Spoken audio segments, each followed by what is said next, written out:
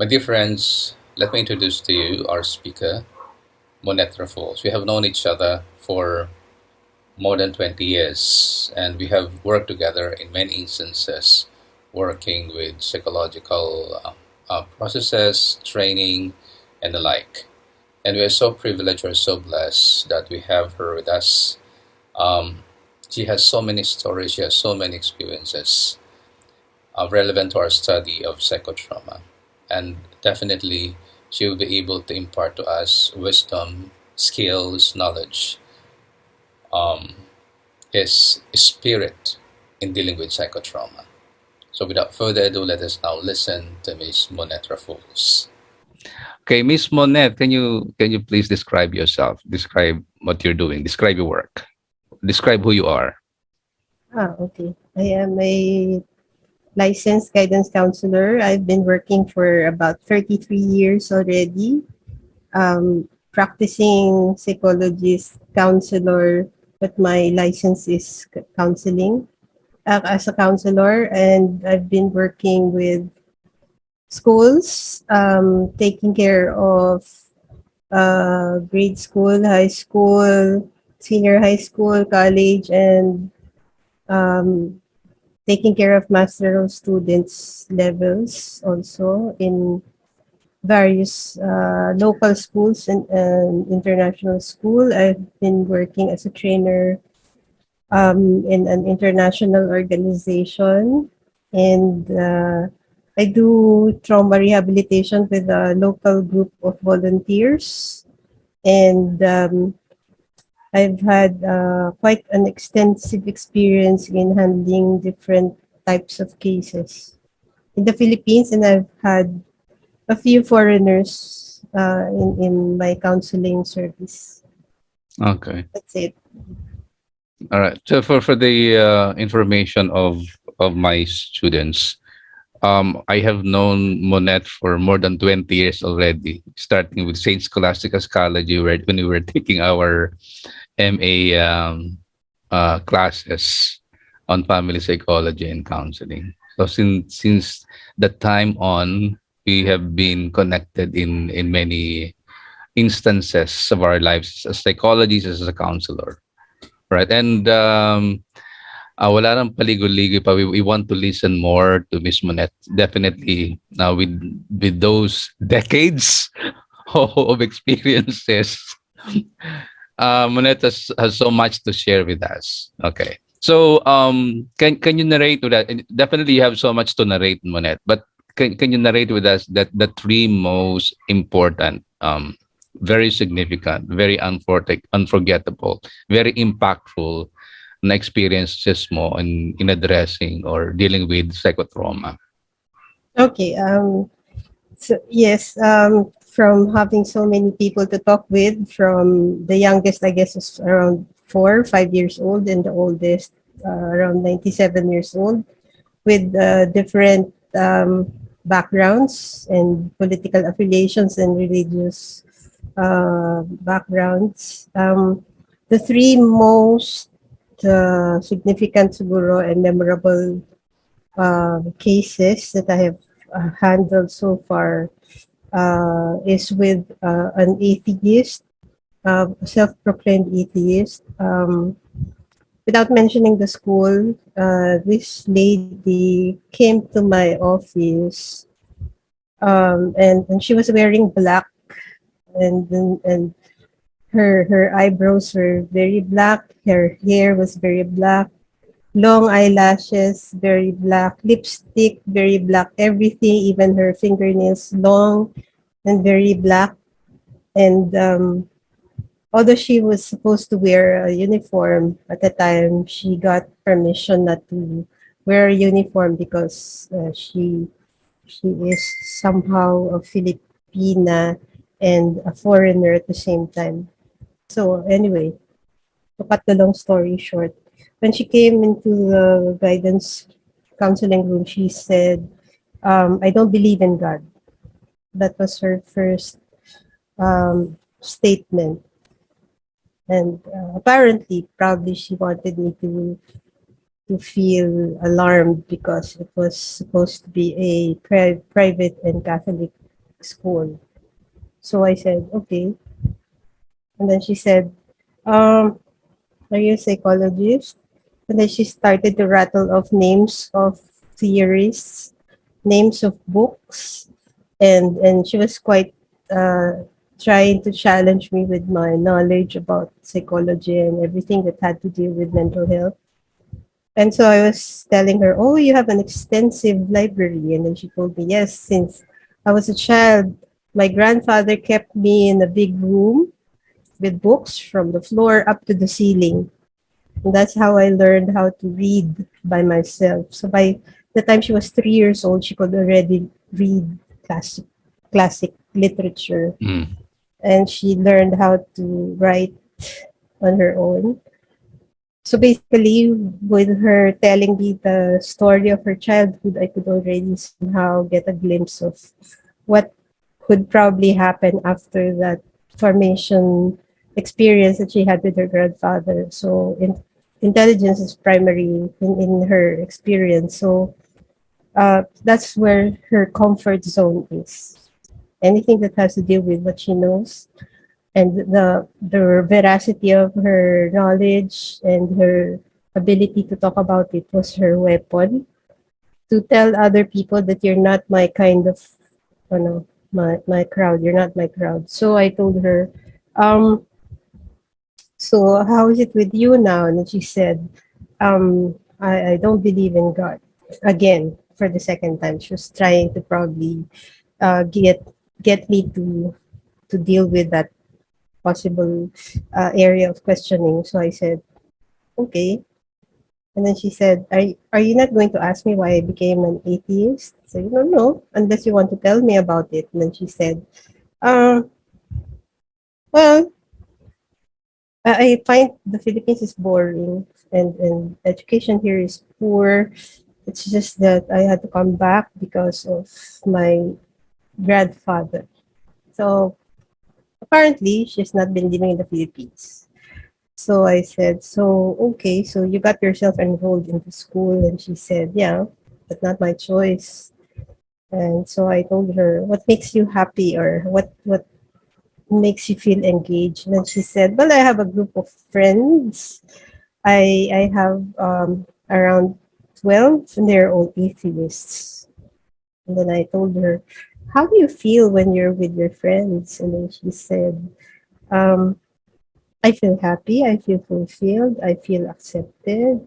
Very positive feelings when I'm with them. And then she said, how would you make me believe in God? Then I told her, well, you have already encountered God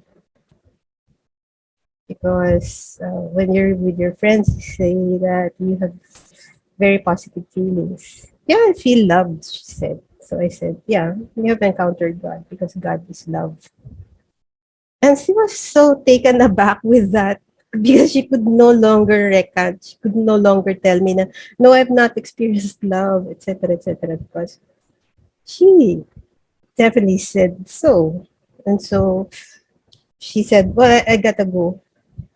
I really don't know why it struck her so deeply that she just, kind of mellowed down.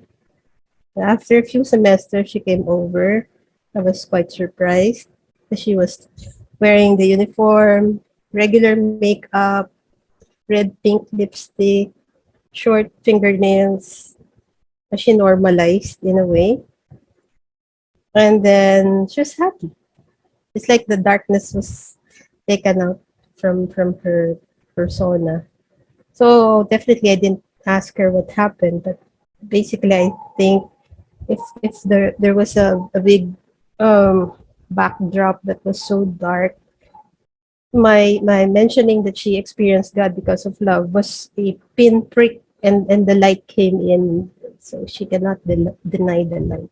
So that's one. So it's a story of normalizing somebody based on what they think they don't have and what they have. Second experience is with Miss Manette, before you go to the next experience, so with your first case, no, talking about the psychotrauma. So when we're talking about psychotrauma, hindi naman kinakailangan parang it is a grand case. Just for example, sexual abuse or um, natural dealing with natural disaster. Your first case seems to be, um, what do you call it? Parang has its own uniqueness in terms of dealing with some traumatic experiences. What could be some traumatic experience that led to that kind of experience of that student? Well, from her very short sharing, because usually I don't really I don't really ask questions. I don't pry into people's business. I just allow them to speak their mind out. And basically, with just one uh, data, which is she was locked in a room. So if you can imagine a 4-year-old or a 3-year-old little girl locked in a room, means that she was confined in a place where there's no freedom, and no one's gonna talk to her, no one's gonna be with her. So it's an experience of being alone. It's an experience of being neglected. It's an experience of being uh, incarcerated, if I may say so. And she had to make do with what was there, which were books. And she just got herself a book and another one and another one. She figured things out. She did mention that the door would open and food would be brought in, I think by the maid or something. Apparently the grandfather is very rich, and as a child she thinks that she lived in a castle, because when you're a kid everything seems big. So so that experience of being alone, being left behind, with no one to talk to, with no one to interact with, made her feel that she can live life by herself. No one cares. Yeah. Until she found people who were like her. They were saying that they were intelligent, they could figure things out. They don't need to relate with other people. So that's the basic ingredient of their clustering together.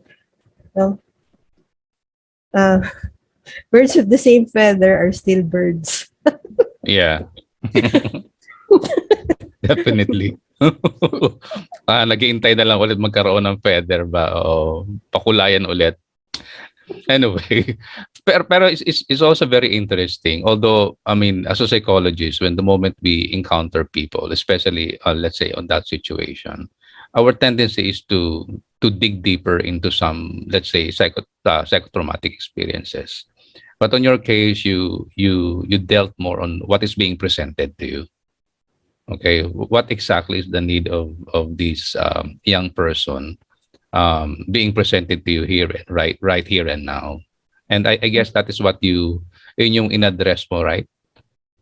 Yeah, and then she actually wanted to have a fight. Like if a person is quite not secure, definitely that person will put up a wall, Mm-hmm. to safeguard the self and to keep people away, because they don't want to be hurt further because they're already hurting. So her weapon was her intelligence, her knowledge about books, about psychology, and anything under the sun. She really made herself very, very um, wise in terms of her intellect, but in terms of her relationship, then that's a drawback on her side. So definitely the first time I met her, she didn't want to have any relationship with the counselor. Yeah, she just wanted to probably um, get a clearance because she was a new student. She was supposed to see me. But since I didn't go to her arena where she would fight me to death, Mm-hmm. she felt like, this lady doesn't have any idea about how good I am, and so she's harmless. So let her be. But she didn't know that I could already hit her on the part that she's weak on without making her feel that she will fail the fight.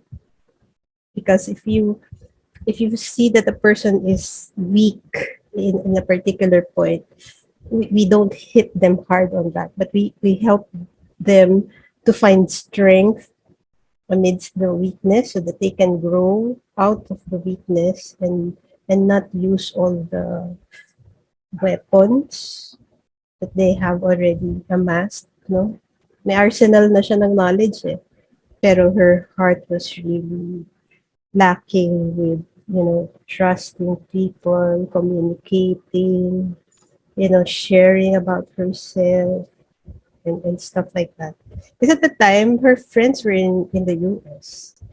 So she didn't have anyone to relate with. So that's another experience of being pushed in a room, which is the Philippines, diba?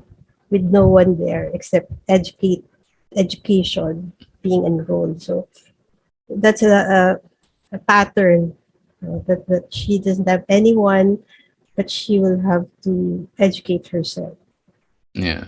So it's basically psychology for me kasi is not going to be very difficult if we know where the person is coming from. So it's not actually making them undergo particular strategies or ways of having a particular theory happen, but it's more of really having care for the person who will be needing something from their perspective and not from ours. Yeah. Something like that. And Mhm. picking also from your story, um what I picked up is that parang although yung the what is obvious is that the person the young person is presenting to you that I am an atheist. There seems to be a kind of wall. Okay, but you you also recognize the strength. Okay, you also recognize very well the strength of this person. Is that right? Yes, yes, yeah. Her strength was um in sharing that small part that she felt was owned by her, which is her group of friends. It's like the gem in her life. Like everything could be like a forest, and where everyone's just so dangerous and wild for her. But she has this group of friends. Kasi parang ang nature ng story niya parang ala fairy tale, like Mm-hmm. a little girl in a castle, and then the big world, which is a forest, so dense and so unfamiliar, and then she gets to have a group of friends having the same kind of experience. Parang ganun, yun yung story, untold, pero thematic, parang ganun. My creative part as a practitioner works on themes, Parang if you're a reviewer in a movie, alam mo na kagad kung medyo drama ba to, docu ba to, horror ba to, romantic comedy ba to, ano ba to, di ba? Mm-hmm. Just minsan title pa lang medyo alam mo na kung saan pupunta yung storya. Mm-hmm. May mga twist siya, pero basically parang, parang ang flavor nito, ganito. Yun. Okay, interesting. Now let's now listen to the next story. Okay. The next story is about a boy that when I met him, he was around 16 years old. And it was a gathering of young people during that time. And I was supposed to be an adult leader in that group. Okay, to cut the long story short, this young 16-year-old boy got a crush on me, and he would leave his school and he would come to my school to fetch me as if I were a girlfriend, and he would talk with me, and he would, basta all the works. So since they were a group of young boys, I I kept them with another adult facilitator. So we became friends, and we're just me and my facilitator friend. We're just kind of amused with the fact that they are infatuated with us. So anyway, the time came when he became very comfortable and he was able to share with me his experience because I have told him, you're in a school where there are a lot of young women. They're intelligent, they're kind, they're fun. Would you like to meet them? I could introduce them to you. I could introduce you to them. And then he said, I'm not I'm not comfortable because at the time he was studying in an all boys school. So I told him, I will help you. It's going to be easy. All you have to do is to be yourself. But he continued on um, establishing a relationship with me as a person who could listen to him with whatever he wanted to say. So anyway, at the time, his father was working abroad. His mom was very busy with business, and I I, I think he had an older sibling, a sister, but maybe she had her own life. So he was well off. He was well off. So after classes, he would come over. I would just tell him I'm still working. So if you want to stay, it's not a problem. So one time he opened up. He said that he's having a problem relating to both boys and girls.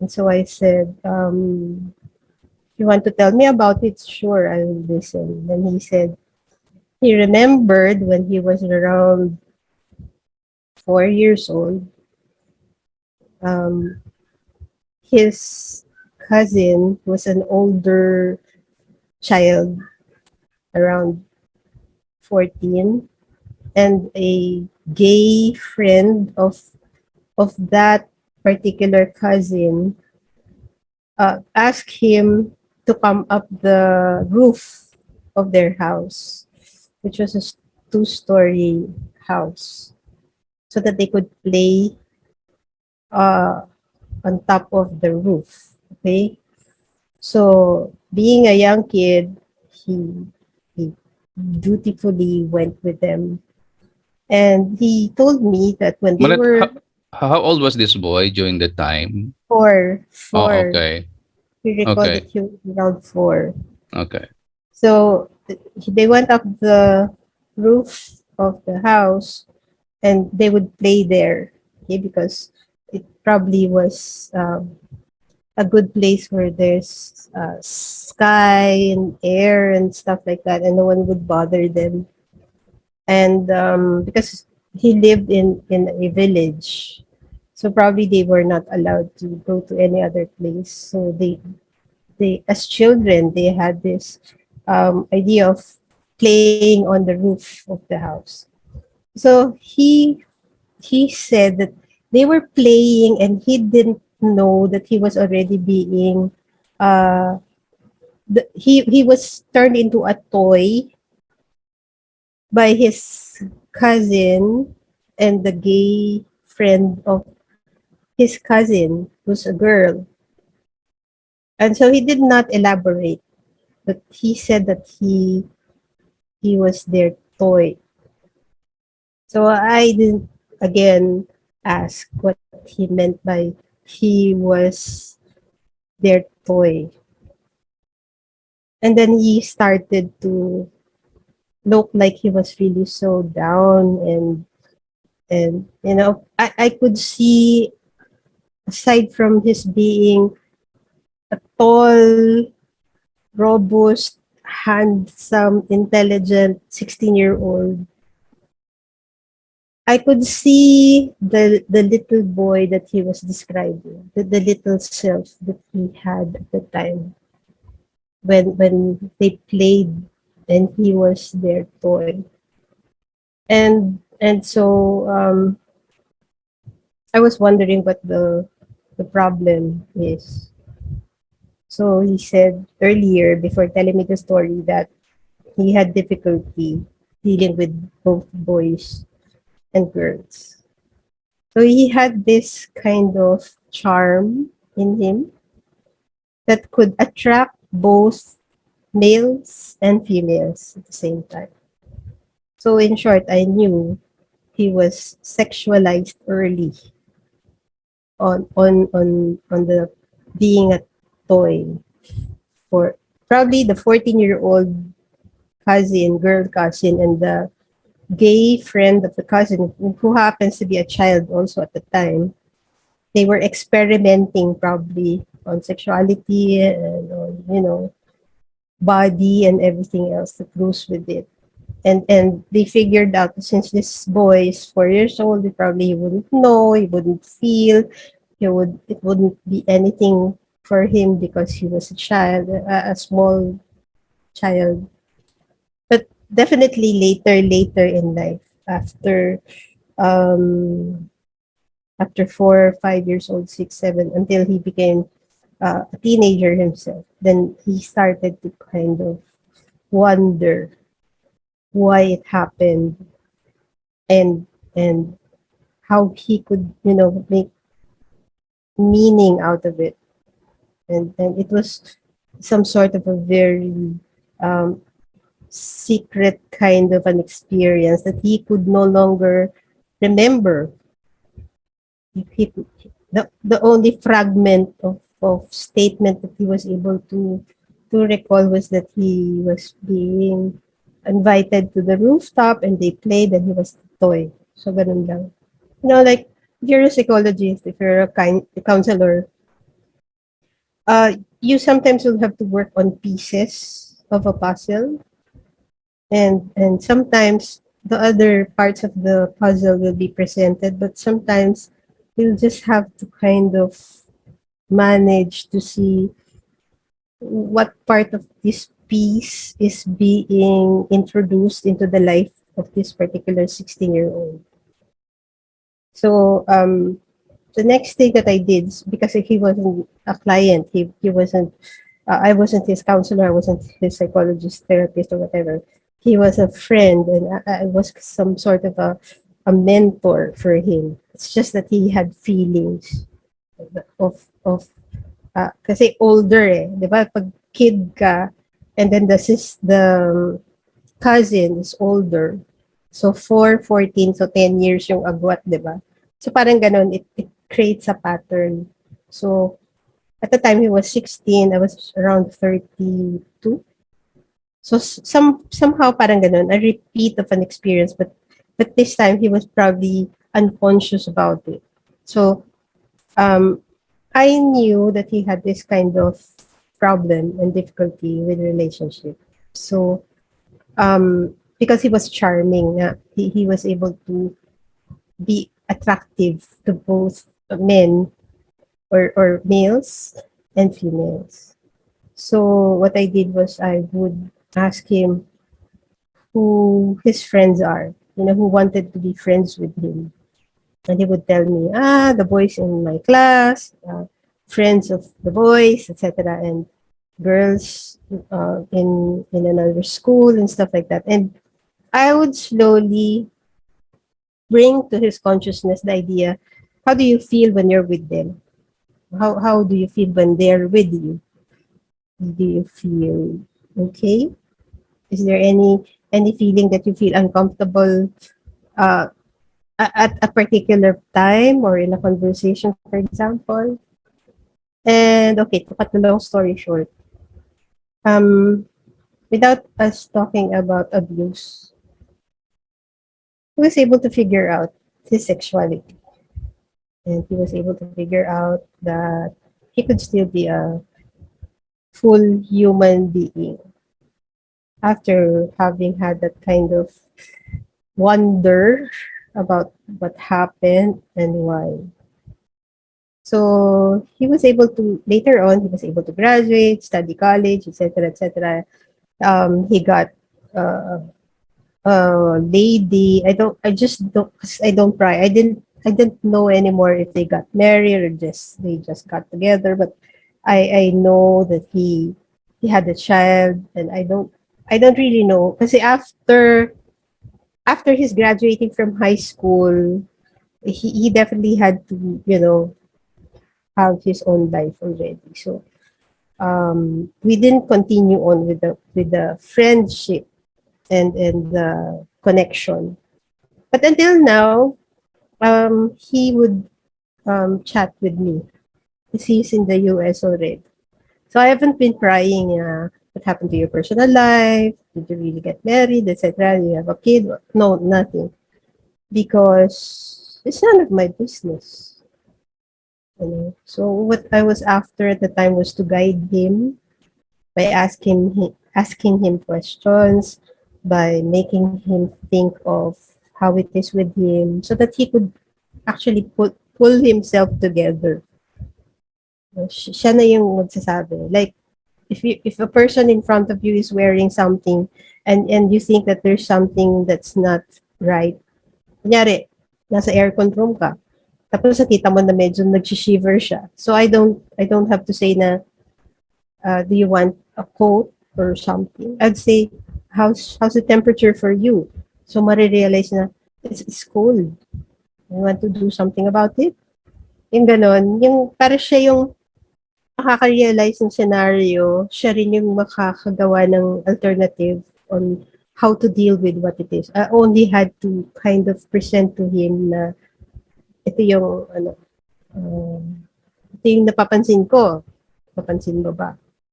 And pag napansinan niya o kung sino man, you want to do something about it? Ganun. Kung wala, edi wala. Kung meron, di sige. Feel na. So I will depend on the response. No, I don't go in front of the client. I stay just around the client and bring to his consciousness or her consciousness whatever it is. So observation skills is very important, and sensitivity and respect. So And those are, it means mo that you don't push, although it is being presented to you. yeah. So hindi mo pinupush, oh, ito yung nakikita ko, but it's more of your client. Ano yung pinipresent sa iyo? Hanggang Mm-hmm. doon lang yung pwede mong i-capture. Yeah. But parang putting the client in the corner. Oh, ito yung nangyari sa iyo, dapat tingnan mo ito. Is Yeah. it right? Yeah. Mm-mm. Uh, Definitely. Kasi I think personal space is not only physical. mhm. It's psycho-emotional, it's psycho-spiritual. So when we deal with a human being, um, we don't take that human being um, as if we know the human being. No, no, not at all. We can just have a feel or have an idea, but it's up for that person to open up and put on the table whatever it is that he or she wants to put on the table. Kasi iba ang counseling, iba ang psychotherapy. For me, it's not just a structure, but it's more of an approach of making that particular human being feel that they are not being investigated, Mhm. that they are not being coerced to express more than what they are actually willing to share. Sometimes they don't even know what's happening to them. Mhm. So kailangan talaga, it's like facing a pool of water. You just don't know what kind of fish, what kind of things are found inside the water. So And unless and the water will speak. Yes. and Uh-huh. when you do that, baka sorry. And when you do that, baka maging overwhelming. Parang Oh. masyado ka ng maraming iilalatag sa kanila na hindi nila Mm-hmm. mismo ma-handle sa sarili Yes. nila. Okay? Mm-hmm. So instead na baka makatulong ka, mas mas maging Mm-hmm. confusing pa sa kanila yung Yeah. sitwasyon. And parang ano kasi, there's this natural tendency of every human being, I think, na to have some sort of protection Yeah. na na I am myself and you are who you are. So, wag wag mong akalain na kilala mo ako at hindi ko rin aakalain na kilala kita. Kasi marami yan eh. Imagine from the womb. You know, we've already been interacting with life from the womb. So, ang dami nun. Ang dami nun until the age where you are at the moment. Ang daming factors, ang daming experiences, feelings, thoughts. Kaya kung mayroong huhugutin ako sa isang tao na pag bigla niya nakita, oh my God, hindi ko to gustong makita at this time. Or alam ko nandyan yun, pero grabe ito pala. So, yun yung sinasabi mo, Doc, na mas mabibigla pa yung tao, baka sabihin niya, paano mo nalaman? Diba? Mm-hmm. Eh, tinatago ko nga to. Or hindi ko alam siya ganyan ako. I-deny pa yun na ganun sila. Diba? My third story is about the scenario was we were in a particular province. I was with a trauma rehabilitation volunteer group, Mm-hmm. and everything was devastated. No, the roads were all murky, and you know, no lights, no houses. Everything was so bleak, and we were housed in a home which had walls, and they just put something on top para magkaroon ng semblance ng roof. And I went with a group of various mental health practitioners who were volunteers also. And after seeing the place, so tiningnan muna namin yung extent no devastation so that we could somehow feel how it is to be there. And we spent the whole day walking just around the place. Kita namin yung mga felled trees, yung mga boulders, yung mga landslide, yung basta devastation everywhere. And the people in that community were holed up in a big parang arena,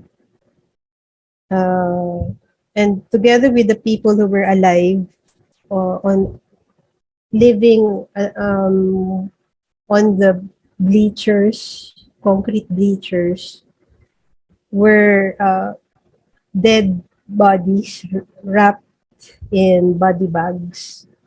Kasi they could not place the body bags with the deceased on the ground kasi it was so murky, masyadong, it was so wet and muddy and stuff like that. So, may tubig-tubig. So, the bodies that were collected were with the people on the bleachers.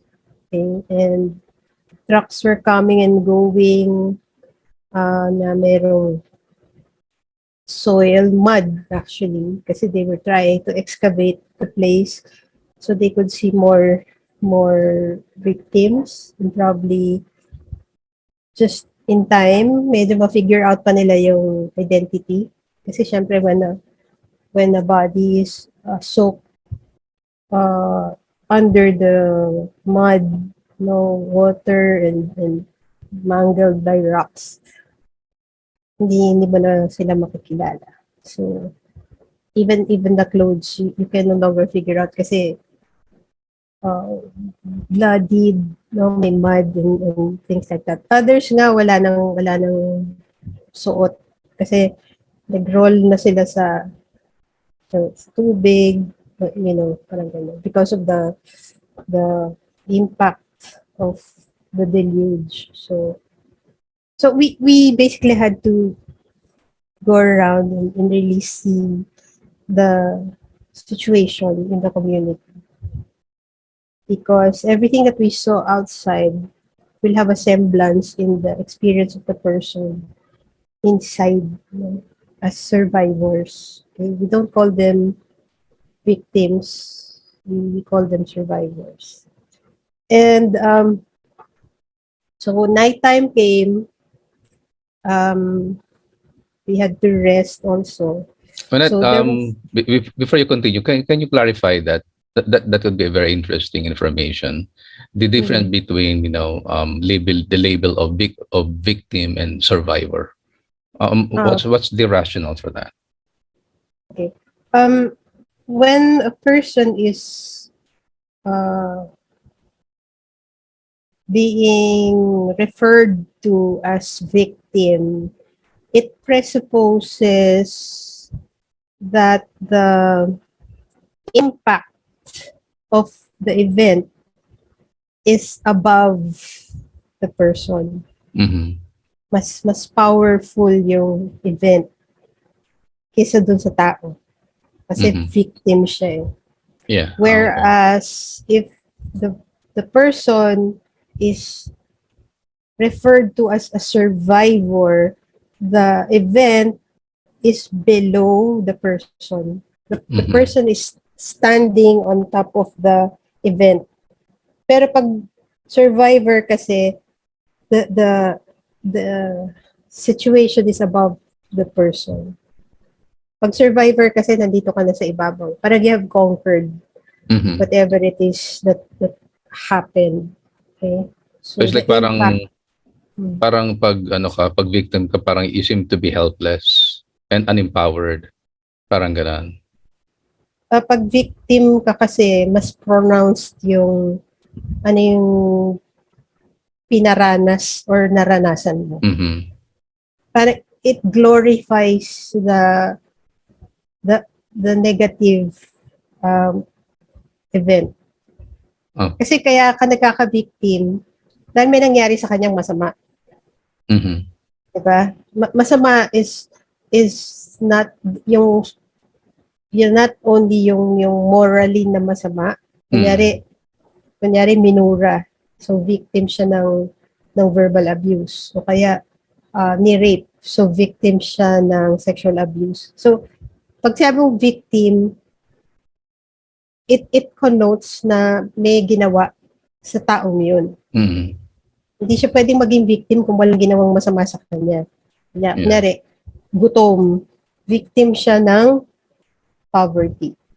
O merong political prisoner. Victim siya ng injustice. Yung ganun, no? So, victim is very much elevating the crime or the negativity that the person experienced.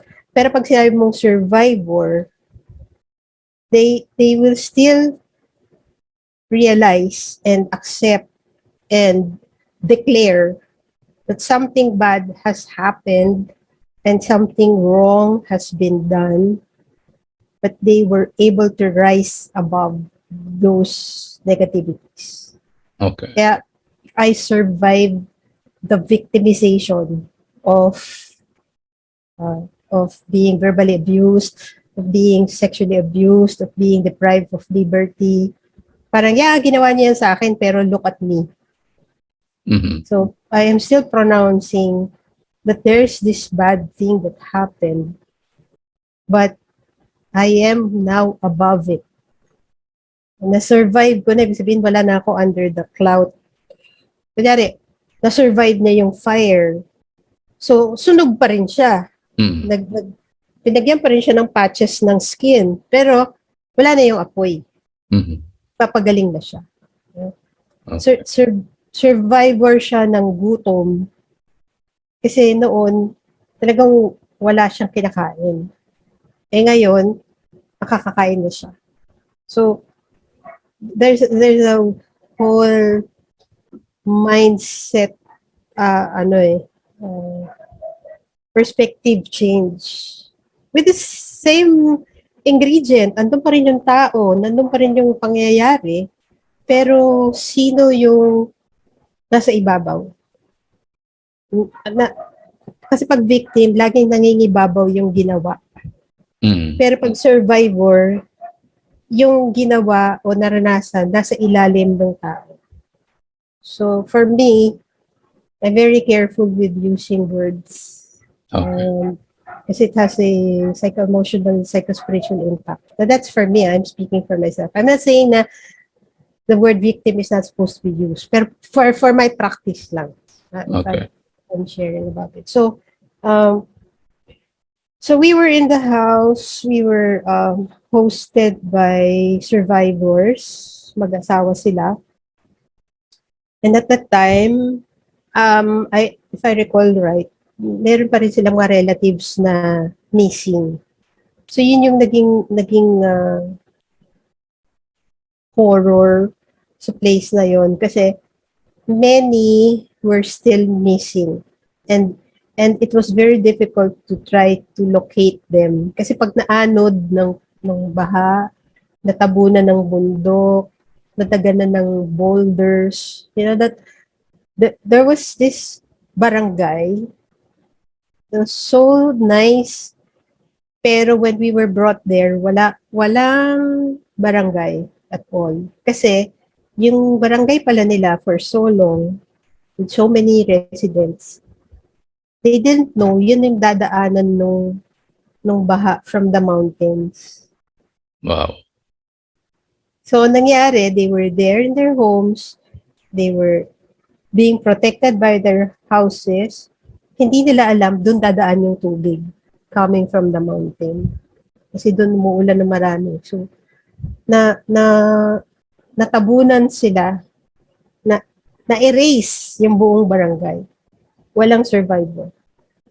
It looked like parang paraiso, yung may mga bato, may mga halaman, ganun.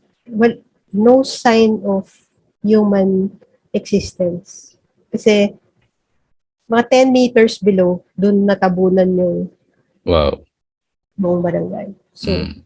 Unimaginable.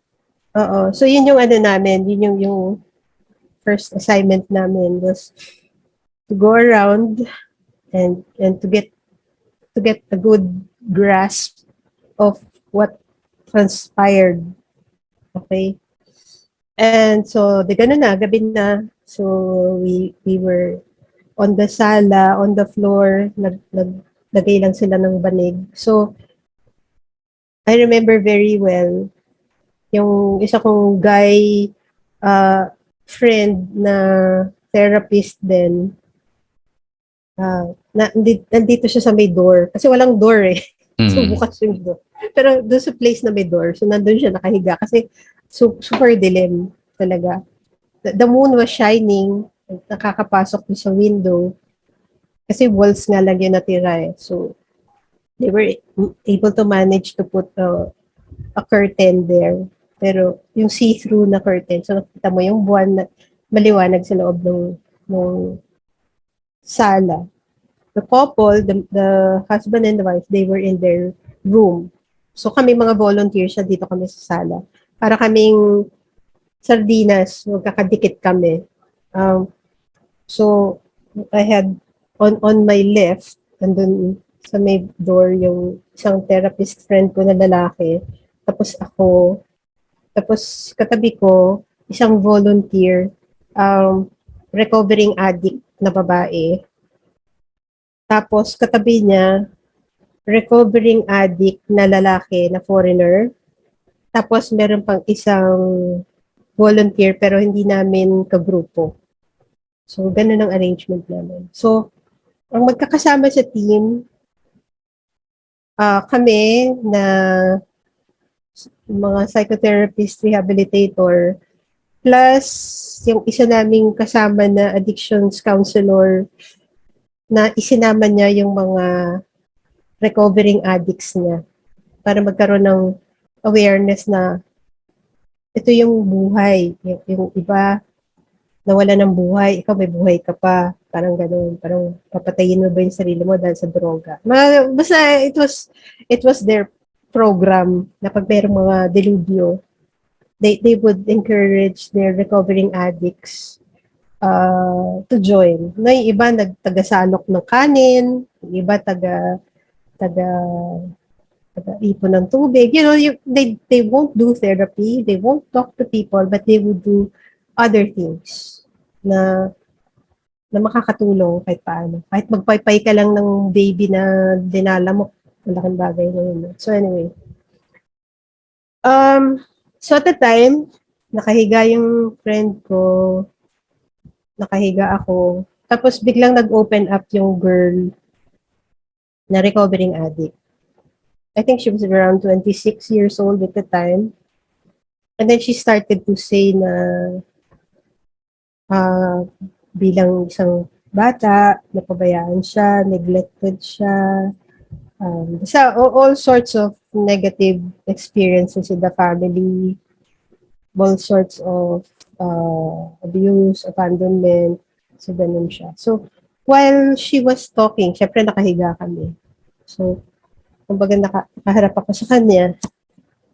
Tapos yung friend ko na nasa likod ko, tapos nandito sa harap ko yung kausap ko, magkaharap kami.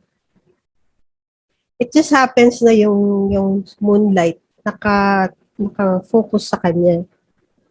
Doon sa kausap kong girl. And so while she was talking, something unimaginable happened. Siyempre madilim. Konting ilaw lang ng buwan. Sa ilalim ng puting ilaw. Hindi pa uso yung kantang yun. The unimaginable happened kasi yung face niya, imagine yung description ko yung face niya na very, very light lang yung light. Parang pumapasok sa loob, tapos lumalabas yung dilim sa face niya. So parang subside yung face niya, tapos may umaangat na dilim. So, blanco yung face. Darkness ang nandun. So ako, sabi ko, ano ba nangyayari sa akin? Pagod ba ako? Anong meron? So I was speaking to her until I realized na I was speaking to one human entity and one otherworldly entity. Kasi pagka come across na yung aking sinishare dun sa recovering addict na babae, parang lumalabas yung madilim na parang tinatakpan para hindi ako marinig ng girl. So, anong nangyayari? Ginawa ko, since nakahiga naman kami, magkaharap kami nung mukha na yun. Pag nakita ko lumabas na yung dilim, ang kinakausap ko yung dilim. So, for example, ang sinabi ng girl, hindi naman ako mahal ng parents ko. Actually, nasa sinapupunan pa lang ako, I learned that they wanted to abort me. So, sasabihin ko, oo, that's reality for you. And that was how long ago? 27 years and you're alive. So, instead of me saying, kahit gusto ko na lang ma-abort, di ka naman na-abort buhay ka But I had to put it in such a way na siya yung makaka-realize na kahit gaano kasama yung intensyon ng magulang niya, hindi nanalo yung masamang intensyon. Parang ganun, no? So sabi ko, that was 27 years ago and look, here you are, you're with us. Tapos lalabas yung madilim. Ma-engulf siya. Siya yung pumapasok. Ang nagsusurface yung madilim na mukha na walang mukha. So, bigla akong sasabihin na kaya ang buhay mas malakas kaysa sa kamatayan. So, tinutuloy ko yung conversation, pero I was fully aware that I was talking to the girl, pag yung girl lang nakaharap sa akin, and I was fully conscious and aware pag yung kadiliman yung nasa harap ko and I am conversing with that kadiliman. Okay, fine. Tapos yung conversation. Alam niyo, walang hangin. Kasi walang breeze, no? Pero yung kurtina, lumilipad. Di ba, pag lumipad yung kurtina, may mararamdaman kang hangin. Kasi hindi naman aangat yung kurtina by itself. It has to be caused by the wind or the breeze. Wala. Hindi katulad nito, umaangat ito. Hindi dahil sa, meron akong electric ito. Anyway, so, ganyan natin. So, ganun ang usap namin na kanyari, lalabas yung girl, sabihin niya, gusto ko nang mamatay. Nag-attempt na ako 7 times na mag-suicide. So, tatanungin ko, anong paraan ng naisip mo?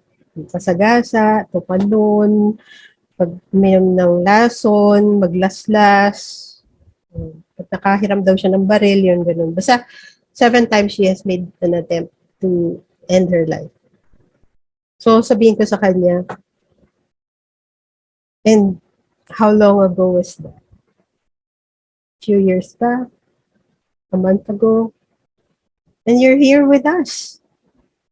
So, gano'n, no? Lalabas na naman yung madilim. Kasi parang, oh my God, tinatabla na naman niya yung yung pagpasok ng positivity, which is actually positivity kasi buhay siya. So, kakausapin ko ulit si Dilim. Sasabihin ko, kasi pag hindi mo time na mamatay, hindi ka pwedeng mamatay. You have a lot of power to die.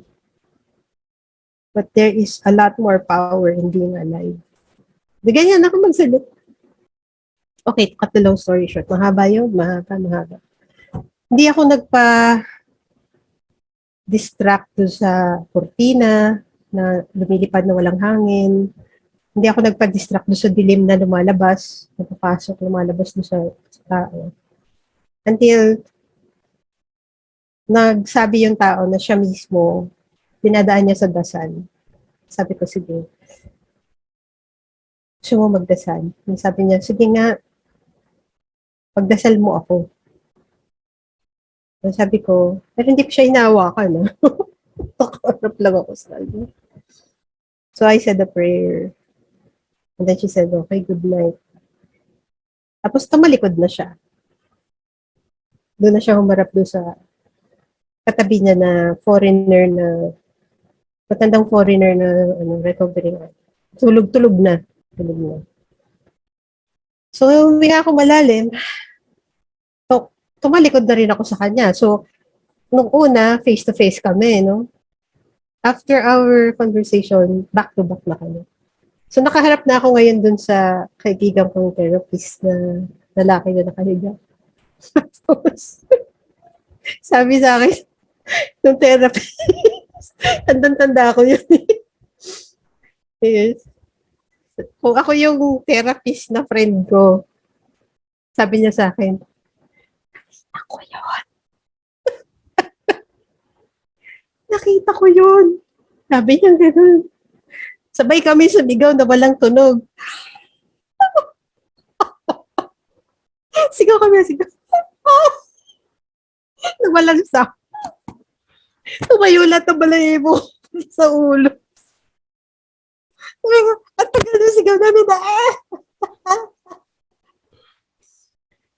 Kasi all the time, I was focused on what the conversation was about. You know, i-alis ko lahat ng distraction. Ito pala, nasa likod ko, friend kong therapist. Nakikinig, nakatingin, nakita niya. So, alam ko, hindi ko inimbento. Kasi, wala pa akong pinakwento sa kanya. Nag-turn lang ako eh. Yes.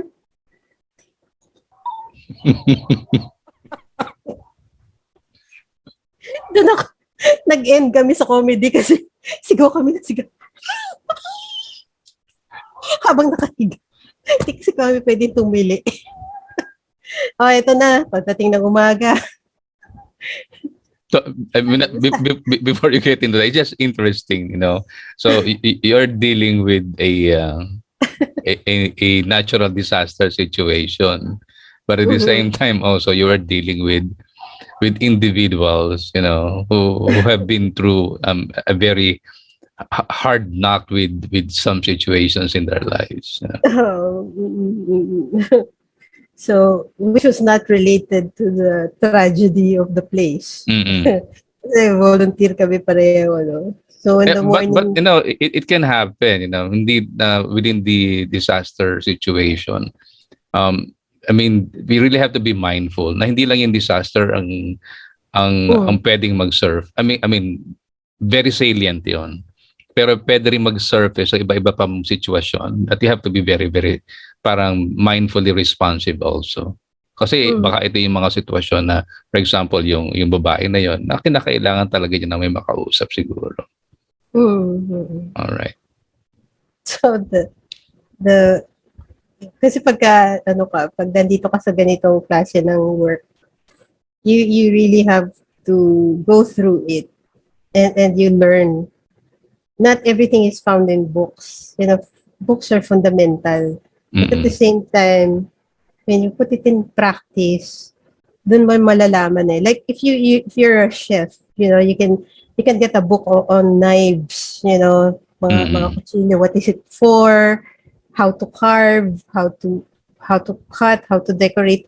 Pero unless you really have a handle of that kind of knife, dun mo malang mararamdaman kung marunong ka nang gumamit ng tool Yeah, exactly. para saan.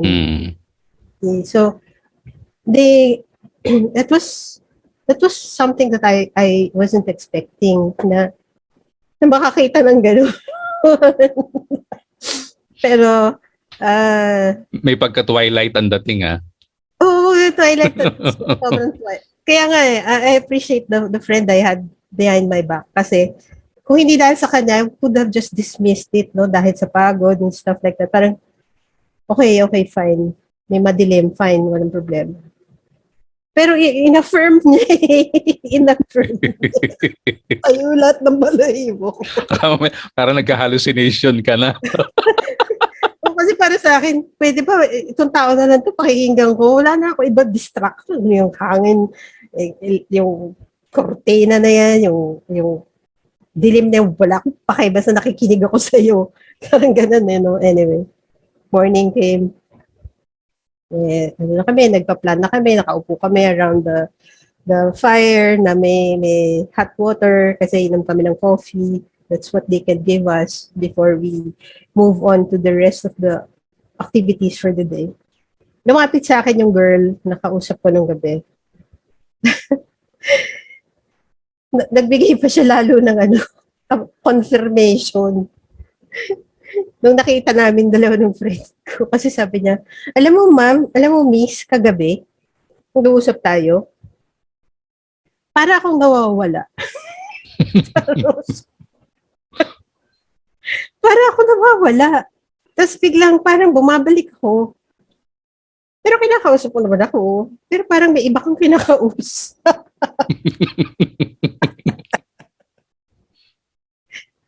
So hindi ko na siya tinakot. Hindi ko na sinabi na may lumalabas na dilim sa iyo. May sapi ka. Sabi ko, gano'n. Sabi ko, pero ano yung mga naalala mo? Yeah, naalala ko naman pinag-usapan natin na, life is really wonderful and, just have to also take time to remind myself that whatever happened to me is already past and I can make a new life for myself. Mga ganyan-ganyan. Pero sabi nga niya, pero parang bakit ako nawawala? Pero nagsasalita ka, parang may iba kang kausap. And to as a follow up, no, nakakatuwa kasi I'm still around that group of people. Based sila kasi sa Baguio because the addictions rehabilitation center is in Baguio. So she was able to have her own family. She had her own baby, and then she was saying na mamahalin kita dahil ako yung nanay mo. Yung ganun. It's like her saying na to her baby na you don't have to worry about anything. You will not experience what I experienced. I will love you, you're my child. So, happy ending. Wala na si Bilin. Pero, na-confirm, hindi lang nung friend ko, pati mismo yung kausap ko na hindi ako nag-imagine. So there. That's about it. And I have a lot. Actually, it's really part of my wish, siguro na at some point in my practice, I will hope to put the cases and the stories there, and kind of a collection of real life experiences and how people are able to manage to make the most out of their life. Parang ganun. So, gusto mo maraming kwento, may time ka, sabihan niyo lang si Doc Rodius. Hindi ako maubusan ng kwento. Yeah, absolutely. So there. So given those experiences, Monet, just for the sake of coming from your own journey with people dealing with let's say the psychotrauma. I mean, how would you describe what psychotrauma is all about? I mean, based on your experience. To put it in my own words, psychotrauma kasi is the mind remembers, and it seems like what the mind remembers and yung tinatawag nating memory at saka yung body memory. Kasi yung memory kasi nandito sa cognition eh. Pero yung katawan kasi meron din siyang memory. Meron siyang sensation, no? May sensation siya. Psychotrauma is na nagkaroon ng disequilibrium somewhere. Na binabalik-balikan ng tao yung tanong na ano nangyari sa akin? Bakit ito nangyari? Parang yung, what's the meaning of this? Parang gano'n. And yung kanyang supposed definition of what the experience has made in terms of impact sa kanyang pagkatao. Mm-hmm. So para sa akin yun, it's the memory and the memory here and the memory in the body that caused a certain kind of disequilibrium na hindi komportable dun sa tao. Hinahanap niya, bakit ito nangyari? Nangyari ba talaga? Para saan? Anong dahilan nito? And those things are not easy to unearth. Kasi pwedeng one trauma after another. Walang time to process, walang tamang lugar to process, walang tamang tao to help in the process. So, maraming tao, they outwardly look like they're living a life of equilibrium. Pero if given the chance to feel safe, dahil hindi naman papakialaman ng buhay nila, hindi sila husgahan, hindi sila tatanungin, hindi sila ito-challenge, hindi sila pipilitin, then they can somehow feel that they can breathe na parang ito yung laman ng isip ko, ito yung laman ng puso. Ganun lang. So, maraming paraan. Psychotherapy is actually a science, but at the same time, it's really an art. It's really creativity in life. Kung ganun, no? So, ang daming bumabalik sa akin na nakapilang mga storya ng buhay ng psychotrauma. Basta ang hinahabol ko lang as a therapist, as a facilitator, as a counselor, as a mental health practitioner, as a helper, is makita ng tao na may possibility na magkaroon ng equilibrium. Yung possibility, no? Yung pagkakataon na meron. Na oo, kahit gibang-giba or kahit gulong-gulo or kahit walang-wala, o kahit dilim, di ba? Black hole eh. Actually, nakakita pala ako ng black hole, my God. So anyway, meron pa ring pagkakataon na magkaroon ng ano, meron pa ring part ng pagkatao o ng buhay na magiging patag, you know, patag. Kaya pag nakita o naramdaman ng tao na merong patag, then unti-unti siguro baka mawawala yung hilot niya o makakaupo siya o makapahinga. Makakatingin siya sa paligid kasi nasa patag eh. Pero hanggat wala siyang karanasan ng kaunting kapanatagan, kakapit yan eh, parang rock climbing yan eh. Hindi ka pwede magpahinga habang nakakapit ka sa bato or habang dumadaus-us ka sa, sa putik. Hindi ka pwede magpahinga eh. You will, a person will always want to survive. So, habang nag nagsasariling sikap yung tao mag-survive. Para sa akin, hindi dapat papakialaman. You mentioned about equilibrium. Yeah. Yung na importante na ma-reach ng mga tao yung patag. I mean, as a counselor dealing with the traumatic experiences, what exactly do you do to help people to reach that point, to reach the experience, let's say the phase of equilibrium? Well, there are a lot of ways to assist or to accompany or to actually help. Kasi lahat yan movement eh. Assist, ibig sabihin, they are in control.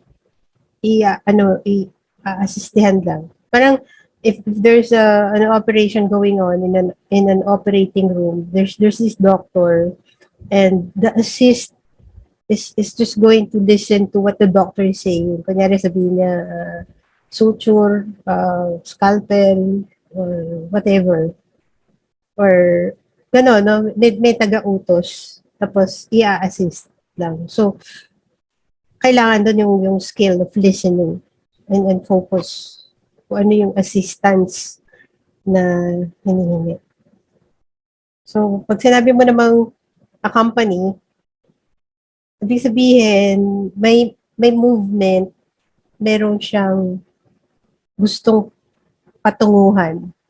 So, medyo alamin ko lang kung yung patutunguhan ba niya is something that is going to be okay or kind of dangerous, you know? Kasi baka gina-journey mo pero sinasamahan mo naman siya papunta dun sa lagim. so medyo pagka gina-journey yung tao, ina-accompany, no? Medyo meron akong konting foresight na san to papunta. Lalo na kung may fork.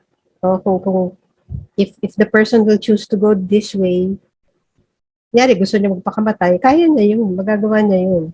Pero makakapigil sa kanya. Pero kung meron siyang choice na later na lang ako magpapakamatay, baka pwede ko muna itong gawin. Nandun pa rin yung possibility na meron pang alternative. Kaya lang mas nauna yung alternative niya na hindi magpakamatay. O kaya mag-a-abort. Sabi niya mag-a-abort ako. No matter how much talk you do and listening, may power yung tao kasi to make a decision. Whether that person is in his or her right mind. Yun yung kayang gawin ng isang tao. So no amount of talk, no amount of co- coaching, no amount of, you know, kindness, love, care can snatch the power of the person to make a decision. Kasi personal yan eh. That's well in a more sublime way, ang tawag natin doon free will. Free will yan eh. So Yeah. minsan sabihin, bakit mo ginawa yun? Hindi mo ba alam na ganito, ganito, ganito, ganito? O kaya, bakit hindi mo yung ginawa? Hindi mo ba alam na ganito, ganito, ganito? Or, i-consider mo ito. Or ano yun mo? Free will yun eh. And at the That, end, and at the end of everything is like, hindi naman parang 24/7 ang counseling. Hindi naman buong buhay niya nandyan ka, right? So importante na mm, sabi ito, magpapatuloy ang buhay ng tawag dito, ng mga tao na wala ang mga counselors. dahil pati yung pagpunta sa counselor, decision yun eh. Mm. Pwedeng, oo, ngayon, pwedeng bukas, hindi na. Yeah. Hindi essential, hindi essential unless the client thinks and feels and wants counseling and psychotherapy to be essential. Pag ayaw Yeah. gumaling, hindi gagaling. Kung ayaw makinig, hindi makikinig. Ganun yun.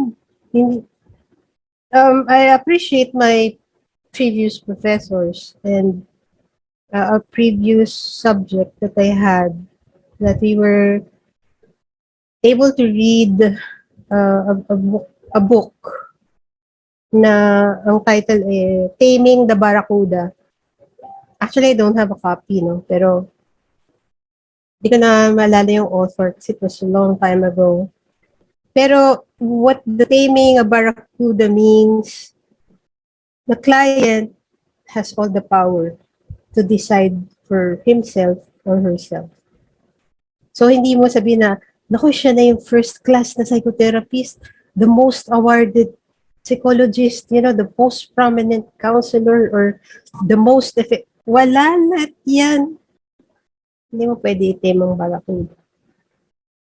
Kasi, kaya pinabasa sa amin yung book na yon is because pagka bagito ka, if you're a neophyte in the field of mental health, syempre may sort of ego tripping ka eh, whether you are aware of it or not. Na pag meron kang na-encounter na client, ang feeling mo, matutulungan ko to.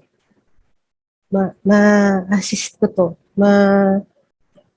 Makakabuti ako sa kanya. Tapos pag hindi ganun na nangyari, merong aray, parang, anong ginawa ko? Kunyari, gusto niya magpakamatay, tapos ginawa mo ang lahat. Tapos mukhang okay na, naghiwalay kayo. Tapos Tapos wala pang napamatay 5 pa rin. minutes, napakamatay pa rin. So, Mm. di ba, parang wasted ba yung effort? Dinuloko ko lang ba yung sarili ko na alam ko yung ginagawa ko. So, ito yung denial nung book na yon, Taming the Barracuda. And there were a lot of examples of clients, no? Ano yung iba-ibang itsura ng kliyente. So, going back, hindi essential, pero pag tinawag ka, kailangan maging effective ka. As according to your capability, your education, your practice, your morals, yun. For the sake of our students who are dreaming one day, whose goal is to be part of the community that of psychologists, counselors, or even parapsychologists or social workers who are into serving people who experience psychotrauma. So, what are the specific skills, um, specific core values that they needed to bring with them, um, to be an effective psychotrauma psychologist or a counselor? Mm. Oh, well, I think the the first answer I have is, yun nga, it's a gift, to be, parang not everyone can become a firefighter. Not everyone can manage to become a weather specialist. Meron tayong kanya-kanyang pagkakahulugan in parang um, a square peg in a square hole, parang ganun. A round peg in a round hole. A star peg in a star hole. Parang ganun. Mm-hmm. Merong, I believe, personal belief ko yun na meron tayong place under the sun. And I hope and I pray that as we grow into our being the best of who we are, mapapalapit tayo dun sa peg, dun sa hole na yun. Na mararamdaman natin, I fit in. No? So, yun yung, so I suppose, yung kailangan medyo marunong tayong mag, mag, magdamdam. Hindi yung magtampo. We have to know how to feel. Bawal ang stoic or bawal ang deadma sa profesyong ito. Kailangan ano tayo, may magandang puso. Okay? I don't know how to further explain it kasi kung ang puso natin ay maganda, pwede naman tayong masugatan, pwede din tayong masaktan, pwede rin tayong magalit, pero dahil maganda yung puso natin, we will know how to manage that. Kasi yun ang ipipresent sa atin ng kausap natin eh. Yung, hindi naman sila face value pumupunta sa atin eh. Kundi yung self-value, yung kahalagahan ng tao. So I suppose one of the major necessities in getting into this field of mental health and servicing people, maganda yung sarili nating puso. No? And then, kailangan din, meron tayong angking kaalaman.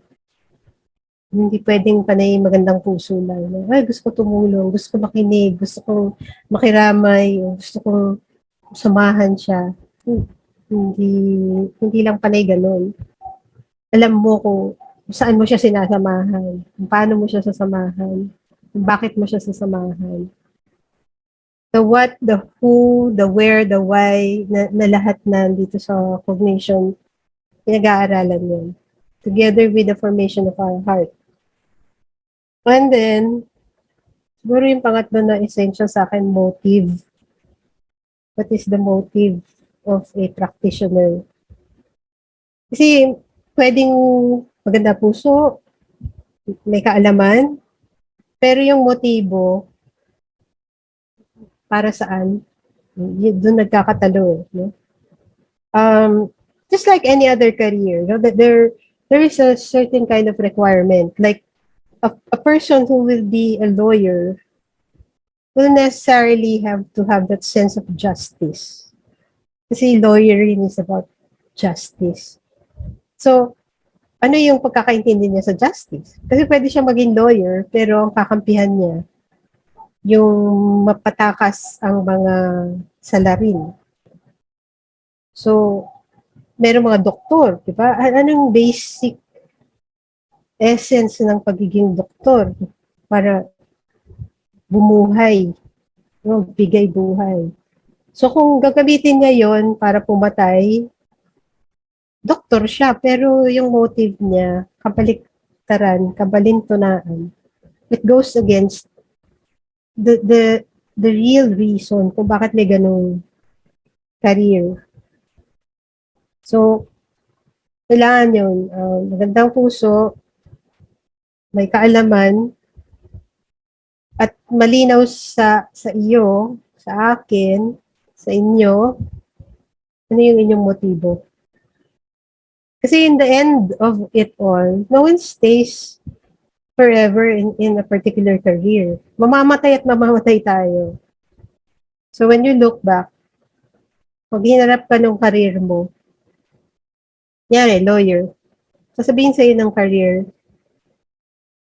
did you really uphold justice? Yari, doktor, did you really honor life? Teacher, sasabihin sa'yo ng career mo, nakapagturo ka ba talaga? So, bankero, no?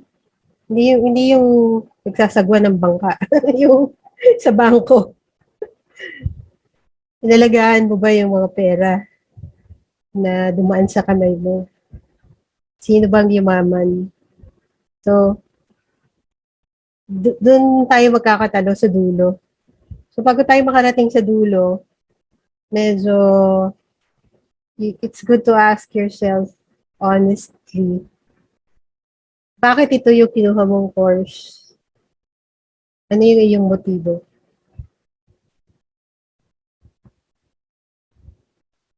From among so many other skills, characteristics, para sa akin yun yung tripod eh.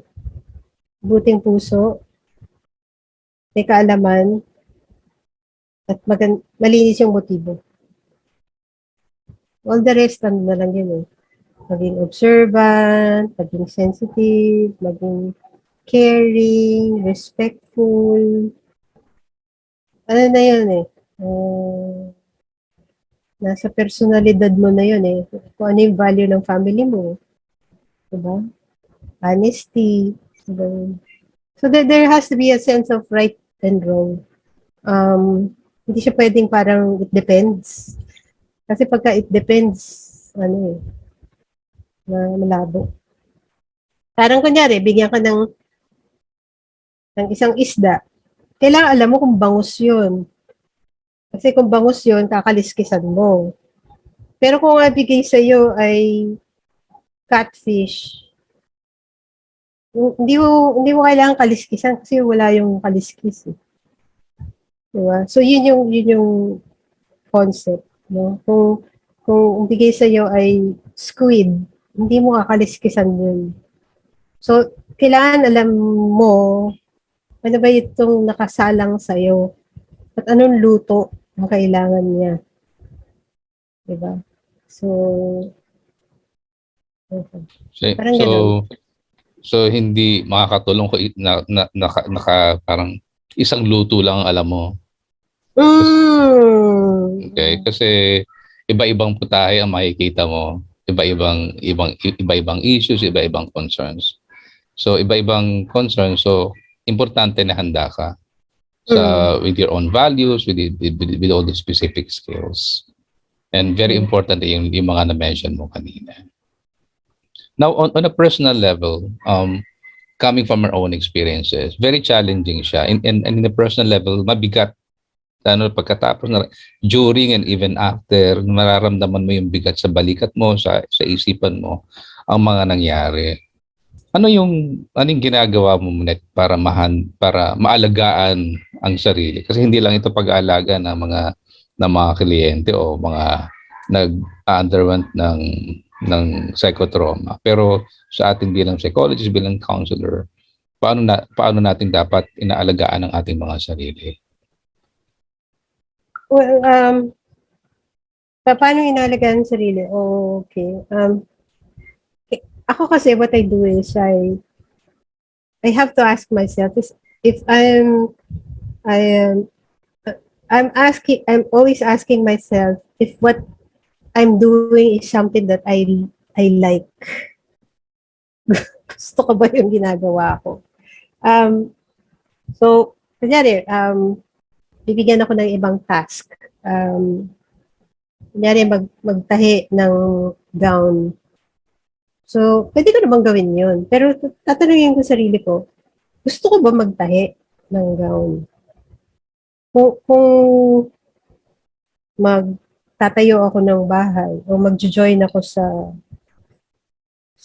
paggawa ng bahay for the purpose of yung mga nagibaan ng bahay, they need a house. So, di ba may nagvo-volunteer? Pwede naman ako mag-volunteer. Pero ang tanong ko sa sarili ko, gusto ko ba tumulong magtayo ng bahay? Kasi career, pinag-aaralan yan eh. You can get yourself into whatever it is.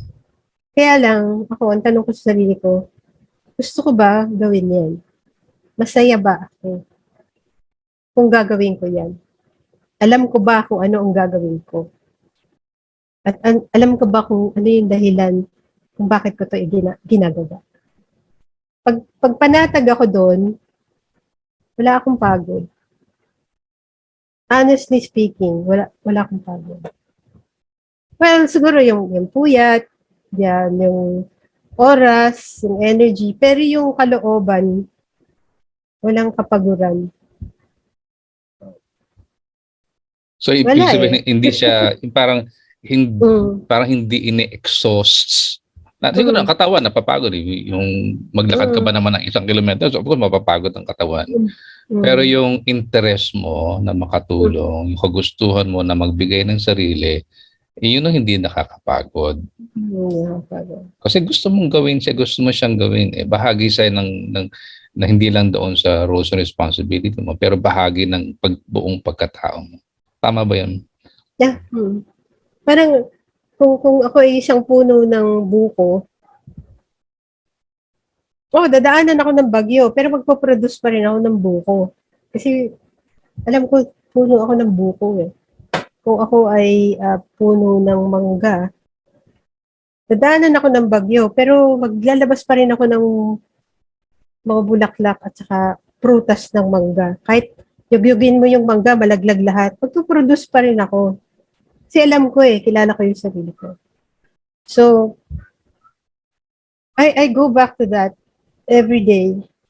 After a long day or after a challenging day, I always get back to myself and ask myself, oh, Monet, kamusta ka? And kahit haggard ako or something or what, sabi ko, masaya. Masaya ako. Masaya is not dahil matagumpay ako. Kundi masaya yung alam ko na kung saan ko man inilagay ang sarili ko sa araw na to, nasa tamang lugar ako. Kasi hindi ko makontrolado lahat. Pero I was brought into this situation at this time with this person in this circumstance, and I'm fully there. So that's how I take care of myself. I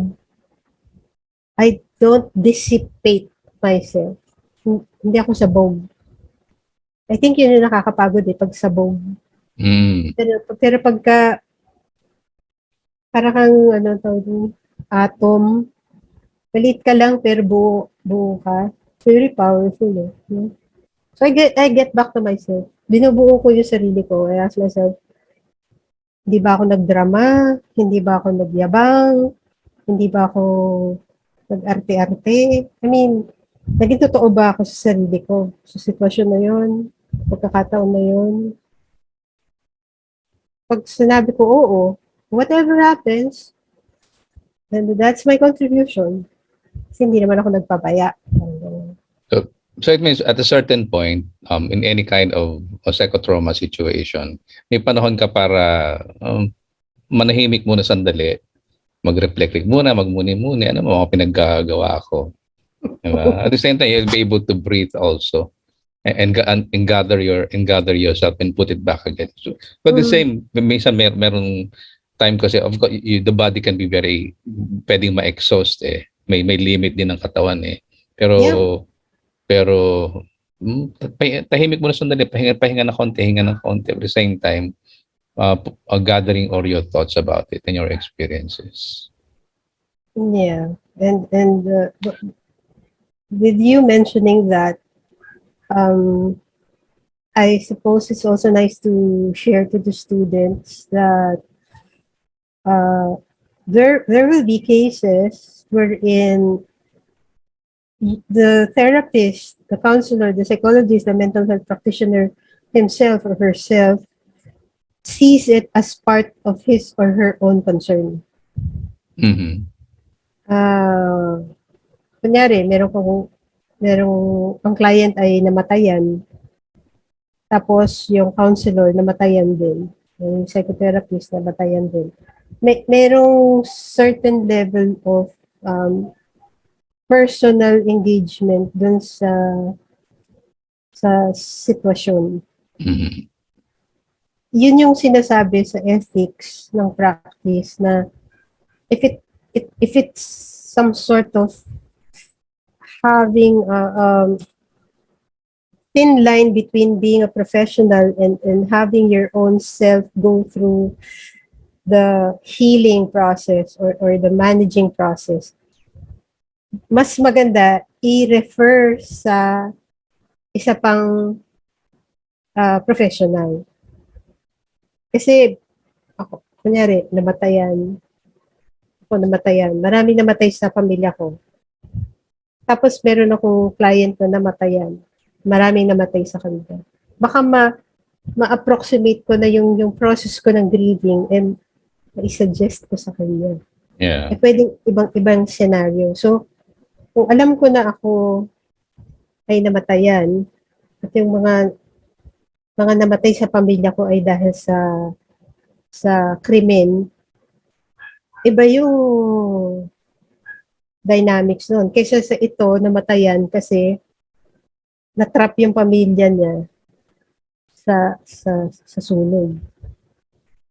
So, namatayan is common, pero the circumstances around it is very much different. So, kung nandun ako sa process of grieving or meron pa akong inaayos doon regarding pagkamatay, it's ethical for me to tell the client na okay ba na meron akong isang colleague na mag-manage muna ng concerns mo. Ngayon, pag tinanong niya, bakit? Sa'yo ko lumapit. Kasi meron din akong concern about pagkamatay. So, siguro para mas buo yung mapapag-usapan ninyo na sa'yo talaga nakatutok. Pero pag nag-insist siya, yung pala namatayan ka pala So, sige na, sa'yo na.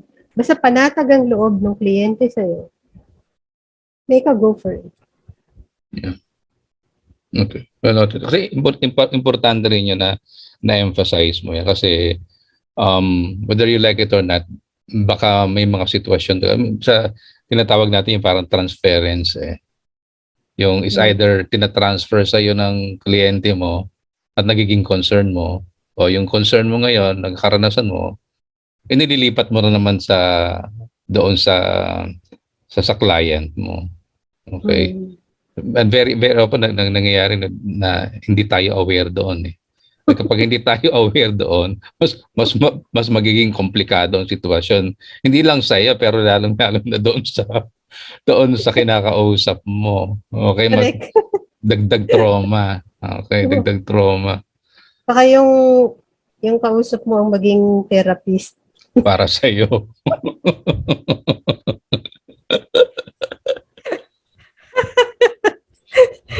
I mean, before we end, I just want para lang matuwa yung mga estudyante. Can you talk about yung I just remember you talking about yung isang group na hindi alam ko anong gagawin. Para lang, okay. yung mention mo kanina na pag hindi buo, hindi klaro ang mga motives, pwedeng magkala tayo sa sitwasyon. Can you talk about very briefly?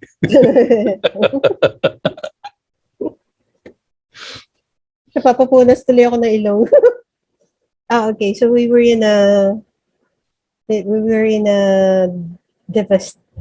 devastated place. As in, sobrang devastated. And there were a lot of people who went to provide support, no?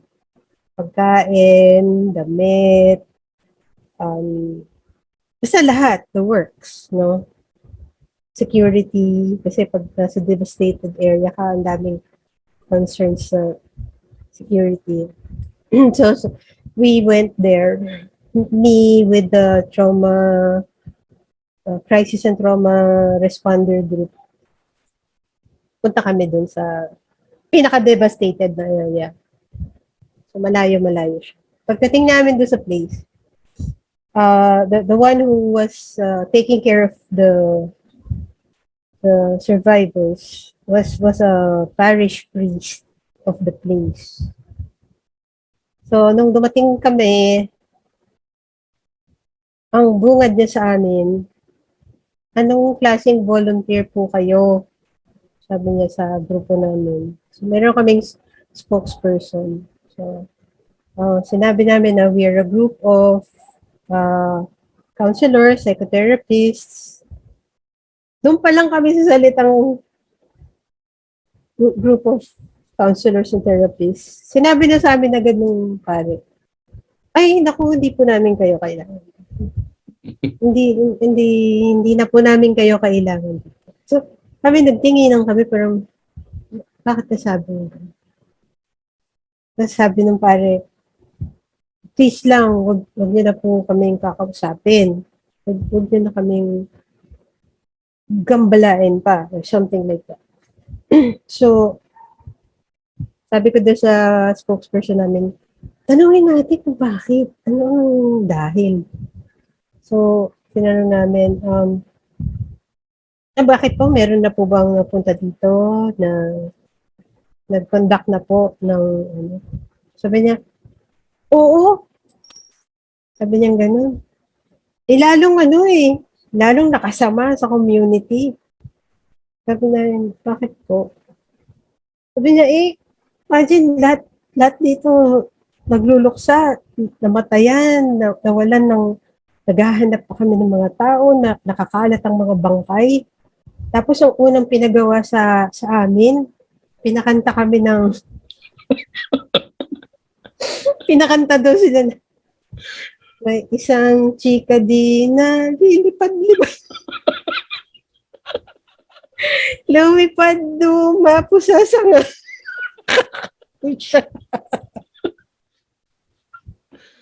May dalawang chika din. Lilipad din.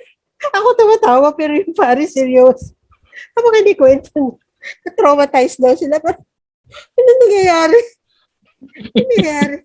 Putik-putik pa yung mga tao sa ulo, mga sugat-sugat pa, may mga pantal-pantal, may mga bandage. Tapos, tumayo mo tayo. Kantayin natin. Isang chika di. Ang tawag na doon, chika di group. Siyempre, na-alarm kami. Ngayon natatawa ako, pero kami, seryoso kami. Parang, my God, sinong grupo yun? Saan galing yung mga tao? So, sabi ng pare, with this good-natured heart, ayaw niya sabihin. Sabi namin, Father, please tell us. Kasi, we're not gonna tell who that group is, but we belong to the same kind of group who does this. And Huwag mo na i-mention sa akin, ha? oh, so we want to know so that we can talk about it, and we will make it as a learning experience na it's not supposed to happen, etc. Hindi sinabi yung pangalan ng grupo. Siyempre, tingin na naman kami, parang ano ba yan? Tumataginting yung pangalan, pero tumataginting din yung pero nga, kabalbalan. Kabalbalan. Yung ine-emphasize mo kanina, kaya nga importante, kasi whether you're talking about the disaster or personal experience of psychotrauma, whether sexual abuse or physical abuse or kahit ano pa man, yung sinasabi mo kanina yung importante talaga yung buo yung intention mo, buo yung goal mo, buo yung values mo bago mo sila harapin. Mm. Otherwise, talaga magwawala ka pag nakita mo sila. And that is the thing that we don't want to happen. Kasi ayaw natin makadagdag pa doon sa bigat na pinagdadaanan ng mga tao. Yeah, kasi yung nangyari doon sa Chikadi group na yon, sa tingin ko lang, kahit di sila naabutan, was because they were, the group in itself, ginagawa kong headband tong ano, ginagawa kong headband tong aking ear, ano, oh. I suppose kaya sila nag-Chikadi because this group of volunteers were traumatized. No, there's something we call secondary traumatization. No? Secondary traumatization means that the event didn't happen to them, but because they saw the place, they heard stories, mas na-trauma sila kaysa sa mga tao. So, when they decided to engage the community by singing Chikadi, actually, itong grupo na to, they were pacifying their own feelings Yeah. of being scared, of being traumatized. Kasi sa kanila masaya yung Chikadi. Sa kanila, iibon yun. So, inaaliw nila itong volunteer group na to, inaliw nila yung sarili nila, thinking na yung makakaaliw sa kanila, makakapagpagaang sa kanila, yun din ang makakapagpagaang doon sa komunidad. Yeah. Which is, Ano kapag wala kang masyado pang hindi ka pa nakababad sa mga tao in the moment na pag napakabigat na sitwasyon. Mahirap. Pag nag-aaral ka kasi, madali lang intindihin, basahin ng konsepto sa libro Pero the moment nandiyan na sa sitwasyon mo na naghihirap, may mga patay, very devastated ang buong community. That's the context. That's the thing. Ano na ang gagawin mo ngayon? Yeah, oo. The other nice thing to be aware of is psychology kasi and counseling can be useful in so many aspects. No? May pang education, may pang corporate, meron pang medical, meron pang clinical, may pang industrial, no? So, yung aspeto ng siyensya ng psikolohiya tsaka yung counseling, marami yung pinaggagamitan. Kaya, as students, magandang piliin mo kung saang lugar ka lulugar. No? Like, gusto mo ba mag-interview ng mga tao para i-hire? So, magiging HR ka ba? Aalamin mo yung mga batas para mabigay mo yung benefits ng mga tao kasi human resource, hahawakan mo yung mga tao, no, as a resource ng company o ng organization, or nandun ka ba sa clinical side, no, yung dadating sa'yo yung mga tao na nangangailangan ng gamot, no, na hindi lang kaya ng talk therapy, kailangan ng medication, or nandun ka sa sports psychology, saan ka ba? Child psychology? Saan ka ba? Sa mental hospital? I mean, you have to figure out kung saan ka pupunta.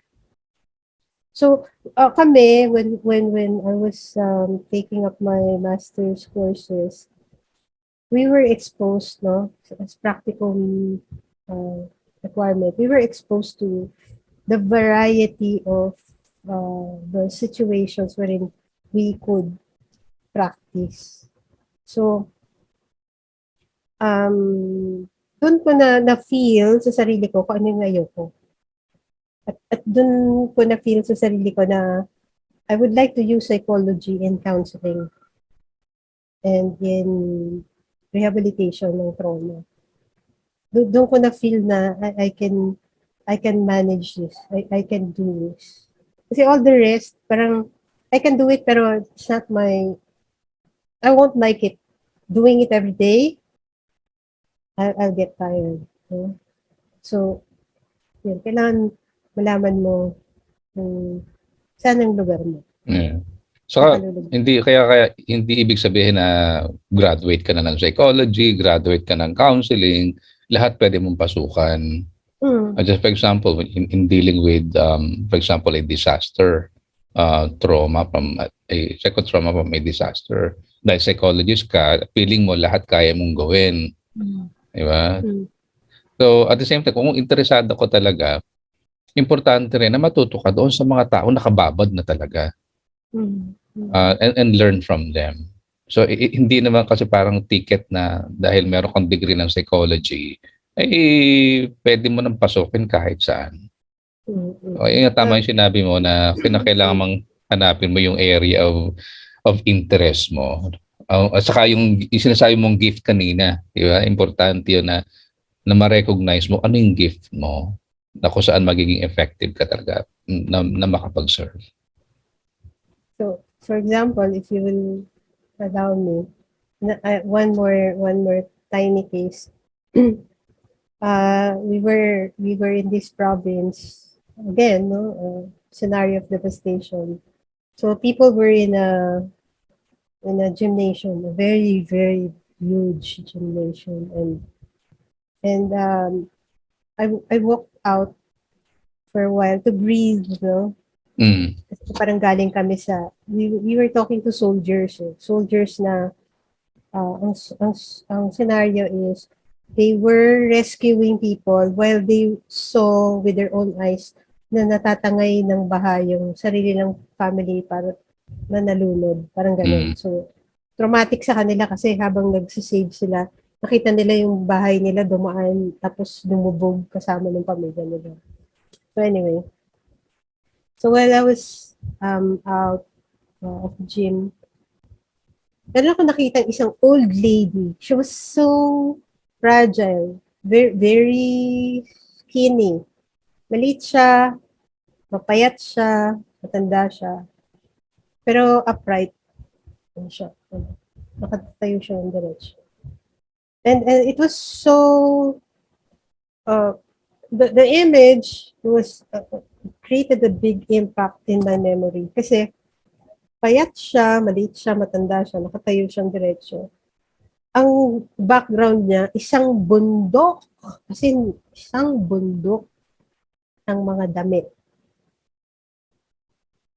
So yung finlay-in ng C-130, dinala ng mga military trucks, na mga used clothing, nakatambak dun sa isang part ng grounds ng university. Siyempre, kulang ang volunteers, wala namang magsasort. So, isang bundok siya. So, parang, okay, yung community tumulong, nagpadala ng damit. Pero, hanggang doon lang ba sa pagpapadala ng damit? Sino yung magmamanage ng isang bundok ng mga damit? So, this frail old woman was there, and she was taking one piece of clothing at a time, trying to find out kung merong kakasya sa kanya. Very vivid sa akin yun. Kung meron lang sanang isang volunteer doon, kahit local volunteer, na nakatayo doon sa bundok, no, not really nakatayo sa bundok, pero naandun, parang sentry siya sa bundok ng damit. Para may makausap lang sana yung matanda na yun na, ano po bang gusto niyong pantalon ba? Para sa inyo ba? Para sa department store, di ba? Walk in, tatanungin, is what you're looking for you or for somebody else? Is that person big, small? Para magkaroon ng semblance ng normalcy na may nag-a-attend sa'yo. I'm here. I notice, I see you, I hear you, you are present, you are real to me. What can I do for you? So at the time, I really wanted to go near her and to do that. But my role was In about 5 minutes or so, I had to attend to another group of survivors. So I wasn't able to, pero na-imprint sa akin yun. So ganun, no? Yung, pag nandito ka sa ganitong klase ng arena, it requires a certain level of experience. Hindi siya expertise eh. It's experience na tatatak sa pagkatao natin. And dahil tumatatak yun, it becomes part of us. And because of so many of those na nakatatak sa atin, yun na rin yung paghuhugutan natin kung kailan natin yung gagamitin. So, in the next, kaya nga yung grupo na yun, where I belong, after our rescue stint, ayaw namin sabihin, see you again! Kasi pag sinabi see you again, may dilubyo. Kasi we don't get to see each other. We have our own practice, our own lives to live. We only bond together when there are big disasters. Okay, Manette, ano yung final message mo sa ating mga estudyante na nakikinig sa ating discussion ngayon? My final message, mag-aral kayo mabuti. Go to your own personal history. Get to know yourself better. Kung merong mga aspects na kailangan ayusin, I hope you can take time to acknowledge and to realize na kailangan mag-ayos ng sarili. And whatever it is that you will be doing, please be aware that time is on your side. And if you will use your time well, you will be able to achieve a lot.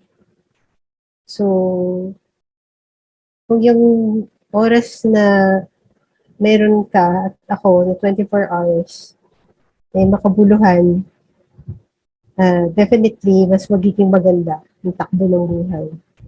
So, marami rin kasi mga pagkakataon na parang sasayang ng oras yung mga tao. Nang hindi nila nalalaman na sayang yung oras. So, paggising natin sa umaga, it's another chance to learn more about yourself. So, have that kind of practice na you get to know yourself. You make it a point to be a friend to yourself. Kailangan kaibigan natin sarili natin. Diba, kilalanin ng sarili, parang kaibigan, kinikilala, alagaan, sikasuhin, tuturuan, iwas sa kapahamakan. Kasi yung tool ng isang mental health practitioner, yung sarili niyo. Yun yung dala-dala natin. Kahit saang scenario, whether masaya, malungkot, nakakatakot, yung dala natin, sarili natin, hindi na tayo pwede magdala ng libro o ano, diba? Yung sarili natin. Just one final example. I was face to face with a 5 or 6-year-old girl na nawawala yung kapatid niya, na ang alam ng buong lugar na tabunan na ng mga boulders. So, iyak na iyak yung bata, walang tigil for 3 days. Iyak na iyak, hindi ka makain. Iyak na iyak, unstoppable. So, nung kinausap ko sa pew, no, ng simbahan, na-realize ko na hindi siya makasalita ng Tagalog, Pilipino. Alam lang niya yung vernacular. So, I asked somebody to interpret my words to that little girl. So, sabi ko, from anong pangalan mo, pwede ko bang tanong bakit ka umiiyak? Sabi niya kasi gusto raw niya makita yung kapatid niya. So, sabi ko sa kanya, kung nandito yung kapatid mo, anong gusto mong sabihin? So, tinatranslate na ng isang bata din, ang kalaro niya. So, nagsalita yung bata, yung girl. Iyak siya, nagsalita siya, she poured her heart out. Pagkatapos nun, sabi ko sa kanya, sabi, okay ba, hawakan kita? O gusto mo, umakap siya sa akin. Tapos meron siyang mga sinasabi, hindi ko maintindihan kasi pinakailan niya. Tapos nun, nanap niya yung pamunas niya, tapos nagpunas siya ng mukha niya. Tapos, niyaya na niya yung kalaro niya maglaro. Kasi gusto lang niya na masabi yung gusto niyang sabihin sa kapatid niya na nawawala. So yung gano'n, yung presence, sana maging tayo, aware tayo, kayo, mga estudyante, no? Maging aware ka, ano yung nagiging effect ng presence mo doon sa lugar na pinupuntahan mo. Ano yung dating? Ano yung dating mo? Ano yung dating? Kasi kung ang dating mo, expert ka, pag nakita ka, sabihin, uy, grabe siguro yung nangyayari doon, no? Kasi andito yung expert, oh. Kasi nangyari sa akin yan, matagal na, few decades ago. Yung isa kong classmate, sa high school, nalaman niya na counselor, I do trauma rehabilitation. Pagpasok niya doon sa, sa place ko, iyak siya na iyak. So ako naman, bigyan akong tissue, yan. Tapos nung nakahimas na ng konti, pero mahagulog-gul pa rin. Sabi ko, ask, the tears are what for? Ano ba yan? Sabi niya, siguro laki-laki na ng problema ko kasi ikaw na yung kausap ko.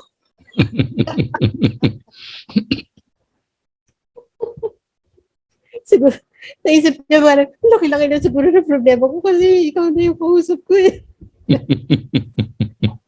Naging hadlang pa ako sa pinagdadaanan niya kasi parang, oh, grabe na to. Diba? Pero di ba kung cancer specialist, syempre matutuwa ka dapat kasi walang ibang nakakagaling sa akin. Tapos ito yung cancer specialist. Yeah. No? Pero sa Pilipinas kasi, iba ang tingin nila sa mental health practitioner eh. Ano pa rin tayo eh.